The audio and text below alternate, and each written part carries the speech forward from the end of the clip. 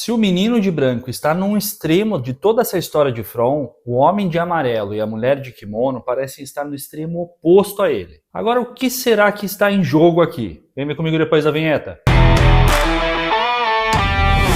Fala, meus queridos, eu sou o Diogo Alpendre e seja bem-vindo a mais um Viu Comigo. Continuamos a juntar as peças desse quebra-cabeças de From e com isso tentando desvendar aqui os segredos da série. E hoje nós vamos analisar as entidades que parecem estar ali contra o menino de branco, ou que pelo menos aqui pareçam ter objetivos contrários ao dele, como o homem de amarelo e a mulher de kimono. Então vem nessa jornada com a gente, já deixa aqui o seu like nesse vídeo, se inscreve no canal e ativa as notificações para saber sempre que saem vídeos novos. E vamos direto para o vídeo de análise das entidades que nós vimos aqui nessas 3 temporadas de From. Cronologicamente nós sabemos ali que os moradores originais da cidade de From sacrificaram as crianças ali que eles tinham, as crianças que eles amavam, pela vida eterna. E que se isso foi feito é porque alguma entidade de alguma forma ali aceitou esse trato e tinha o poder de fazer isso acontecer. Portanto, estamos falando aqui de um poder capaz de controlar a morte através ali do sacrifício da vida de crianças. E ainda cronologicamente, do que vemos na série, a primeira vez que tivemos algo estranho na história foi após a chegada da Abby, do Boyd e do Ellis. Quando a Abby perdeu a cabeça, imaginando que tudo aquilo fazia parte de um pesadelo. E provavelmente ali algo sugeriu para ela que ela deveria matar todas as pessoas e com isso iria acordar elas desse pesadelo. E que então seriam libertados dali. Mais adiante na história, ali nós vemos a Sarah, que ouviu vozes contando para ela que 2 carros chegariam na cidade. E que as pessoas que chegariam nesses 2 carros seriam as responsáveis pela morte de todos ali em From.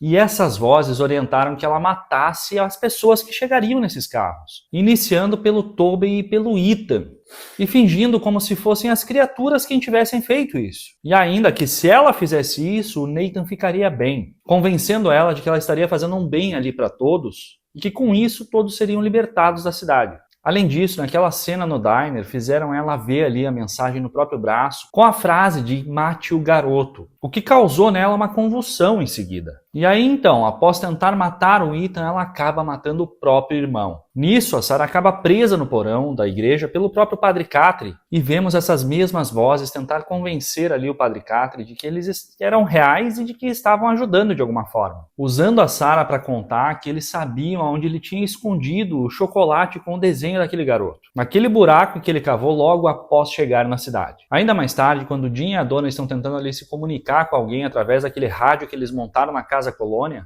enquanto uma tempestade surge ali repentinamente para atrapalhar eles, uma voz que nós descobrimos lá na 3ª temporada de que seria o Homem de Amarelo, aparece no rádio dizendo para o Jim que a esposa dele não devia cavar aquele buraco, fazendo com que o Jim corresse para casa, mas não a tempo da Tabitha cair no buraco que ela tinha cavado e entrar naqueles túneis dos monstros. Porém ali, quando o Jim tenta retirar os escombros daquele buraco, e que provavelmente revelariam ainda mais sobre a história da cidade se todos tivessem visto o que tinha lá naqueles túneis, talvez aqui revelando mais sobre a história da própria cidade e daquelas criaturas, algo age, e aqui talvez o Homem de Amarelo faz aquela casa desabar em cima do Jim, impedindo que ele chegasse também aos túneis. Enquanto isso, o Boyd e a Sarah estão na floresta e a Sarah ouve vozes ali, dizendo que eles deveriam voltar, que algo ali é pior do que as próprias criaturas. E em seguida acabam sendo arrastados, a sua barraca é arrastada por algo diferente e acabam próximos a uma árvore cheia de teias de aranha, onde o Boyd vê a Abby ali presa e que grita assustando ele, que acaba pisando num ninho de aranhas e sendo picada por várias delas, ficando muito mal e quase morrendo, se não fosse a intervenção ali do menino de branco. Repara aqui a diferença de intenções? E aqui tem uma coisa que eu acho que nem todo mundo reparou, mas após o Boyd parar naquela masmorra e subir as cordas, ele vê o Ellis no buraco dizendo alguma coisa sobre o barco dele. Mas não sabemos se ali foi uma alucinação induzida pelo veneno das aranhas ou se foi algo provocado por alguma entidade da cidade. E talvez aqui para distrair ele de não ver a Julie ali no topo da masmorra, já que ela estava saindo naquele momento. De qualquer forma, saindo do buraco, o Boyd encontra o Martin e acaba recebendo ali as larvas dele, e que contaminam o Boyd. A partir desse momento, isso parece ter aberto uma porta ali que permitiu que o Boyd começasse a receber mensagens e visões. Logo no primeiro dia após isso acontecer, ele já vê ali o Padre Catry, que tinha sido morto antes, e que tenta convencer ele ali a não contar nada para o Kenny sobre a Sarah, já que ela foi responsável pela morte do pai do Kenny, tentando criar aqui alguma divisão e desconfiança entre eles. Enquanto isso, o Boyd começa a ter visões ali com aquela caixa de música e com aquela bailarina, que fica dançando ali com aquelas larvas na boca, sinalizando aqui algo que ele trouxe com ele e que aparenta estar consumindo ele ali por dentro, assim como fazia com o Martin, que estava preso lá naquela masmorra. Mais tarde, quando o Boyd mata o Sorriso passando as larvas ali para ele, elas viram as cigarras que atacam a Julie, o Randall e a Marielle. E então o Boyd ouve o som no motorhome e vê a Abby, que diz para ele voltar para ela. No dia seguinte, ele leva a Sarah e o Kenny até aquelas ruínas para tentar descobrir se a Sarah consegue saber alguma coisa dali, já que ela tem também esse contato, essa conexão direta com a própria cidade. E assim obter alguma pista do que fazer. Ali a Sarah ouve que essa entidade está rindo do Boyd por ter libertado ela e levado ela para a cidade. E essa mesma entidade está animada por ter tocado o braço do Kenny e que ela precisa dos três. Da Julie, da Marielle e do Randall naquele lugar. Agora, por que ela precisaria dos três? O que será que estaria em jogo aqui? O Red, o marido da Paula, que morre sendo ali a primeira vítima dessa entidade que se transformou nessas cigarras, esse Red acaba meio que enlouquecendo ali e assumindo que todos irão morrer de qualquer forma. Então mata um dos moradores da Casa Colônia e vai atrás do Boyd, por culpá-lo por ter trazido algo para a cidade junto com ele, o que deve também ter sido induzido por alguma entidade. No fim, o Boyd até leva um tiro, mas acaba matando o Red nesse processo. E cambaleando, o Boyd volta até as ruínas, e ao conseguir ali acender a tocha e ver a masmorra, e a própria caixa de música é interrompido por uma visão da Abby, que diz ali para ele que ele não precisa salvar as pessoas, que se elas não morrerem agora, elas vão morrer amanhã, e sugerindo ali que ele desista de ter esperança. Ele percebe ali que não é a Abby de verdade, e então quebra a caixa de música, acordando assim a Julie, o Randall e a Marielle. No outro dia, o Boyd está na delegacia ali tratando do ferimento do tiro que ele levou do Red e vê então o Padre Catry de novo, dizendo ali para ele que a situação deles está muito complicada, que ele quase foi morto por um deles, dos moradores, os seus próprios aliados, e tentando tirar dele ali a esperança de que haverão dias melhores,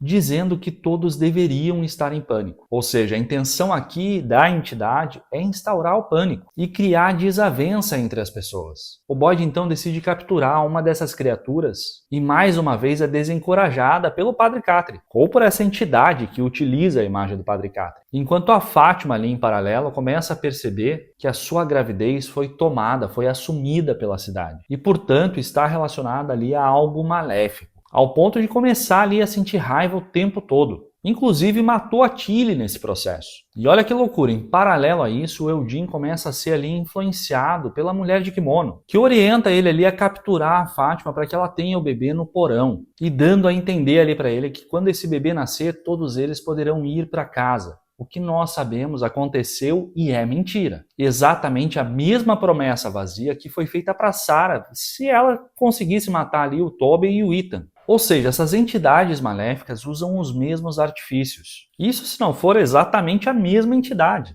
o que provavelmente é.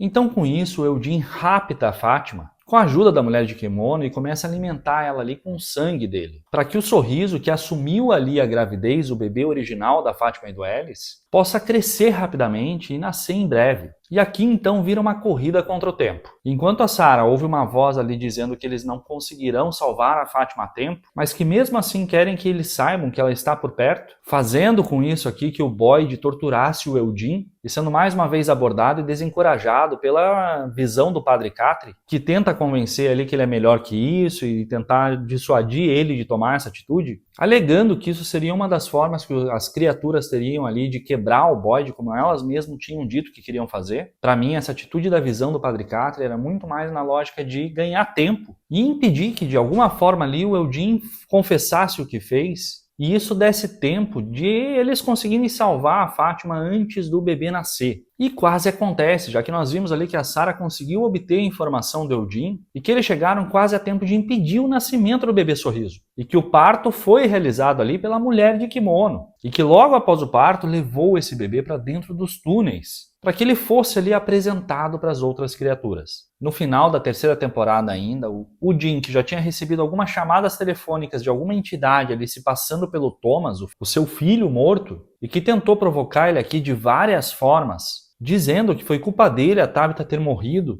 já que ele permitiu que ela fosse para a floresta, e dizendo ainda que os filhos dele não são mais dele, e ainda tentando convencer o Ethan aqui numa outra chamada a sair de casa à noite para ajudar a Tabitha aqui a chegar na cidade ali de ambulância. Nitidamente o Jin seria utilizado aqui por essas entidades maléficas para impedir que a Tabitha se lembrasse de quem ela era nas encarnações passadas e que de alguma forma descobrisse mais ali sobre a história da cidade. E como o Jin ali, apesar de alguns percalços, não deixou ser usado dessa forma e até colaborou para que a Tabitha e o Jade conseguissem ali se lembrar das encarnações passadas e de tudo o que tinha acontecido ali em From, o Jin acabou recebendo uma visita ali do Homem de Amarelo, que disse para ele que nada disso precisava ter acontecido. Provavelmente, se o Jin tivesse feito o papel dele nesse jogo. Diz ainda que o conhecimento tem um custo e que ele tinha avisado para o Jin não deixar a esposa dele cavar aquele buraco, matando ele em seguida na frente da própria filha. Então, se vimos no vídeo anterior o menino de branco movimentando ali as suas peças, vemos aqui o outro lado. E então, as entidades opostas aqui que também fizeram os seus movimentos de uma forma bem clara. Sendo assim, temos essa cidade e essa floresta, servindo aqui como tabuleiro,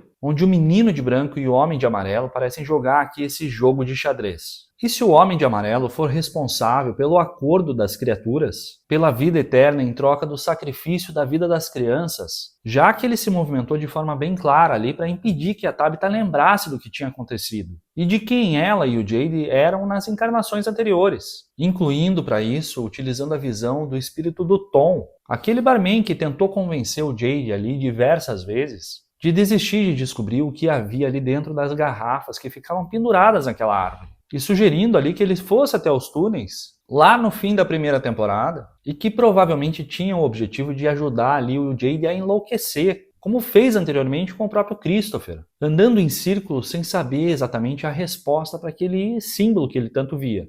Então podemos ter aqui o Homem de Amarelo como uma força, uma entidade maior, capaz de controlar a morte de alguma forma, e prometendo a vida eterna em troca do sacrifício das crianças daquela cidade. Só que aparentemente esse acordo vem com alguns asteriscos, porque isso não significa que as criaturas não morram. Significa que mesmo após morrerem, serão trazidos de volta através da gravidez dos próprios moradores, e sendo a responsável por fazer isso acontecer a mulher de kimono, que apareceu pela primeira vez justamente após a morte do Sorriso Colgate, simbolizando aqui que talvez ela seja também uma escrava desse acordo, e que iremos aqui destrinchar os detalhes desse acordo nos próximos vídeos. Então, continue acompanhando aqui os nossos vídeos sobre From e deixa aqui nos comentários as suas teorias e o que você achou desse vídeo. Aproveita e se gostou desse vídeo, clica na opção de hypar ali, porque isso ajuda demais a que esse vídeo chegue a mais pessoas. E se você não tinha visto nada disso, agora você viu comigo.